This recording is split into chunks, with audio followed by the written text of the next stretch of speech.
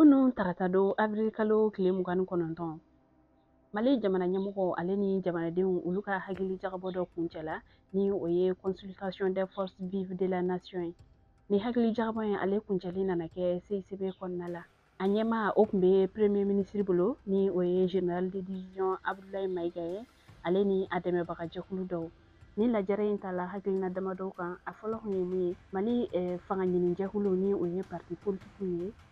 ka dɔ bɔ olu hakɛya la. Hakilina fɔlɔ kun ye o ye.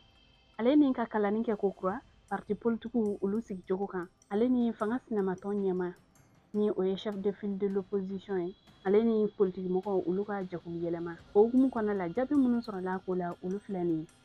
Hakilina fɔlɔ ni o kun ye ka dɔ bɔ parti politique olu hakɛya la o nana laban parti politique olu cili ma wa o kɔfɛ fɛnɛ ka gɛlɛya dɔɔni fɛnɛ don parti politique olu kurayali la. Ko ni mɔgɔ min bɛ fɛ ka parti politique kura sigi o tigi bɛna ni sefa wari miliyɔn 100 ko u kan ka lasigidenw sɔrɔ Mali région bɛɛ lajɛlen kɔnɔ ale ni cercle kɔnɔna la fo ka taa se Bamako yɛrɛ kɔnɔna yɛrɛ fɛnɛ ma. Hali bi o hakilina in kɔnɔna la ko mun kɔni ye élection waati mana se ko dugutigiw fo ka taa se laadalatigiw ma ale ni diinɛ ɲɛmɔgɔw ko olu man ka fanga ɲini kɛ maa si ye ko wa fɛnɛ ko u man ka bila jɛkulu ɲɛma.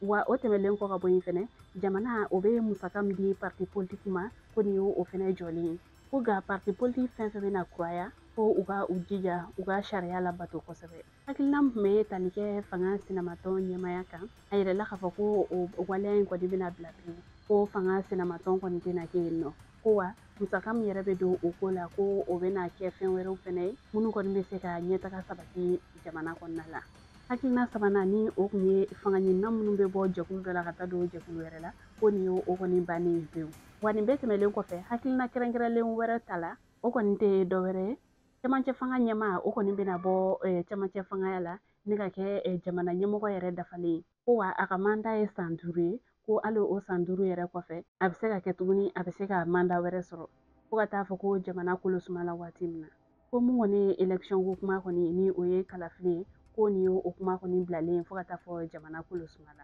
Hali bi hakilina kɛrɛnkɛrɛnlen ninnu hukumu kɔnɔna la a yirala k'a fɔ ko muso ale ni denmisɛnninw olu jɔyɔrɔ ka d'u ma parti politique bɛɛ lajɛlen kɔnɔna la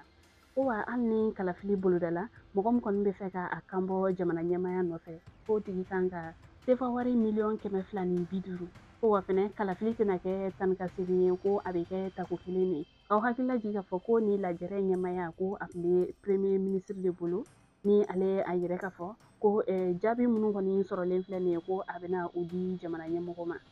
An balimaw ni kibaruya ne tun b'an bolo ka da bolo kan an ni ce aw ka kulomajɔ la aw k'an bɛn waati wɛrɛ.